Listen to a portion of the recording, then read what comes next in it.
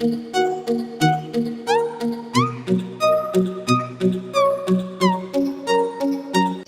everyone, welcome back to my channel. My name is Talia, and first, before I get started with this video, I just want to say thank you to all my new subscribers. Thank you for taking a chance and coming and joining the fam and helping me grow this channel. So I appreciate you stopping by and joining. But today's video, I will be doing a first impressions on the Ecotools Total Perfecting Blender. I haven't even opened it, if you can see it. Yeah, so I haven't even opened it yet. I just want to go ahead and do this on camera. I don't even know if I'm loving this eye look, but today is April the 2nd, World Autism Awareness, and my son has autism, so I was trying to create a look. I bought this Ecotools sponge from Walmart. I paid like $5.49 for it. So let's open her up. I mean, $5.49 in comparison to $20. I mean, why not? Excuse me. Okay, so as I'm opening this thing, like, it shouldn't have to be this difficult. I will tear up a box. Like I said, it's called Total Perfecting Blender. It's best with liquid and cream foundations for an airbrush base. What is it claiming? So on the back it says the Total Perfecting Blender is a soft, flexible sponge to blend primer and foundation for a flawless looking skin. Dry and display sponge in a vented storage stand until next use. Look and live beautifully with the unique Eco Foam technology made of 70% plant-based materials. It is latex free, dermatologist tested, and 100% vegan. It says, so unlock your true beauty. Use sponge wet or dry. When using wet, squeeze excess water into, I guess same way you would use a daggone beauty blender. And I guess it comes with a stand. I don't remember like my beauty blender being this firm, getting it out of its box. Don't talk about my nails, it's a little stubby. But anyhow, and then it comes with like a little stand, so this is where you would store it. So I guess that's kind of cute. Because what do you do after you wash your beauty blenders? You kind of just set them out or whatever. I guess it has a stand. So how about we're gonna go ahead and wet this bad boy up and see how soft and fluffy she gets. Hold please. Okay, so she's nice and wet and damp. She's still kind of firm, like she's not as soft as my beauty blender. Well, this is my dirty beauty blender, and even my dirty beauty blender feels slightly softer than this. So yeah, all we can do is try it and see what happens, right? What foundation am I using today? I'm going to use my Kat Von D Lock Your Tattoo foundation. This is my absolute favorite. Alrighty, so it has like this flat wedge side. Excuse, I've been working in this makeup room all day. But it has a flat wedge side, and then you have a shorter, I don't know if you can see it, and there's that shorter side.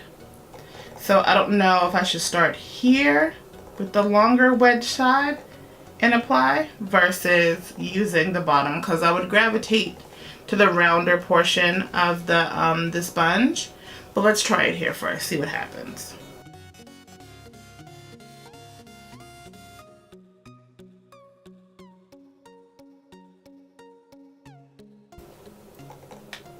I mean, I'm not hating it, but it just feels so. I mean, but look where the product is. Like, well, I also set it down, so, but it did just soak up quite a bit. Like, it's a dot.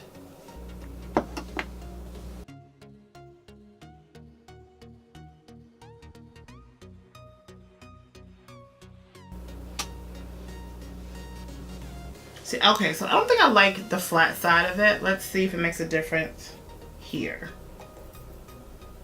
I think it soaks up most of your product. Like, say with my beauty blender. With my beauty blender, it doesn't take me this long to blend out my foundation. Even my beauty sponge from Costco doesn't, like, I don't have to use this much of my foundation. I mean, I guess it's nice to, around the flat side of it, to get up in here. Okay, so yeah, I'm not a big fan of it. Yeah, I'm not a big fan on how it applied. Like, it was, I felt like it was literally hitting my face super hard with this damn thing. Like, I don't really care for it. I'm gonna try to see what it does with the concealer. Like, you know, I don't see what difference it make. Like, when people make reviews on these little sponges, like, oh, well, you know, oh, my foundation's a little rough, but let's try with concealer. Alright, so for my concealer, I'm going to use the Lock It Tattoo Concealer in D35. This is my absolute favorite concealer in life.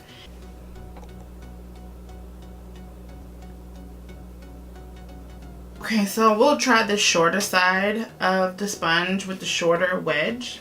And let's see. I mean, I just don't think I like the sponge. Like, it's just, I don't know. And it also feels dry already. Like, it's tough. This sponge is tough. It's a little rough. I forgot to add a little concealer around my smile lines. I don't even know how to I don't know. So guys, if you're looking for a cheaper version of the beauty sponge, I'm going to suggest of the beauty blender, I'm going to suggest Real Techniques, because this ain't her. Yeah, like even right here, do you see, like, it didn't cover anything, and I feel like I use a lot of my product. Like, it's I should have got two just for what I use my beauty sponges for, because I apply my foundation with the sponge, and I also apply my powder with the sponge as well. So what I'm going to do is I'm going to wash this off, and one is also going to test to see how much product comes off when I use soap, and how it applies to with powders, because it could be better with the powders versus what it is with liquid, because it just isn't with liquid. So let me wash this off and I'll be right back. Alrighty, so I washed her up, and you know, she still has some dirt on her, but I mean dirt. She still has some foundation on her, so she's still a little dirty, but I mean, I really don't expect for sponges to get uber clean. On the package it did say to wash it with brush cleanser, but I don't own any brush cleanser. I just use good old-fashioned Irish Spring and washed her off. So yeah, so she, you know, she's all right as far as clean, you know, cleanliness, or you know, as far as how clean they get when you wash it. No different than any other sponge, to be honest with you. So I mean, that's not a, you know, make it or break it kind of situation with me, because I know that they stain. Unless you get a black one, they're gonna always look like this. So whatever. So let's just see how well she does with powder. Alrighty, to set my concealer, I am going to use my Sasha Buttercup, and I'm still using that short wedge side.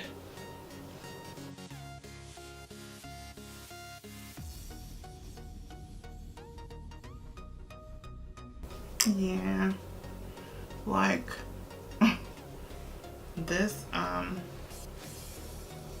this sponge, I don't know, for whatever reason, it just makes me feel like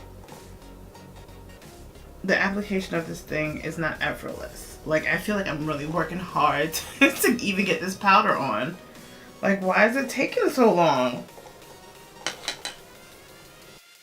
Okay, so what I'm gonna do, because I'm already, you know, I don't know. I already have my mind made up on how I feel about this this sponge. So I'm going to wrap up the rest of my face, and then I will be back to give you my final thoughts. Alrighty, you guys, so my final thoughts on this Ecotools, what's it called? Total Perfecting Blender. So let's talk about, I'll go down like maybe a grading scale to kind of just give you an idea. Now ultimately, when it comes down to whatever reviews I give, it's my personal opinion. You guys feel free to go, you know, spend your $6 on this sponge and try it out for yourself, because what might not work for me will be the bomb.com for you. Okay, so the first thing I want to talk about, as I did like in the earlier part of the video, as I have pulled it out of the package, the texture I feel is a little too rough for my particular likings. I guess after using a beauty blender and even some generic versions of the beauty blender like Real Techniques, and actually a no-namer from Costco, and you know, I really like it. So it doesn't have anything to do with the price of it. I just feel like, you know, the manufacturing is a little tough. Application wasn't as smooth. It took a little longer to blend out, which I don't have time to sit here and constantly be, you know, banging my face up trying to get a blend. I have a lot of scarring, so and the foundation that I have, you know, usually doesn't take me a long time to apply it because it's a full coverage foundation. I dab it to kind of thin it out, and I still have that full coverage.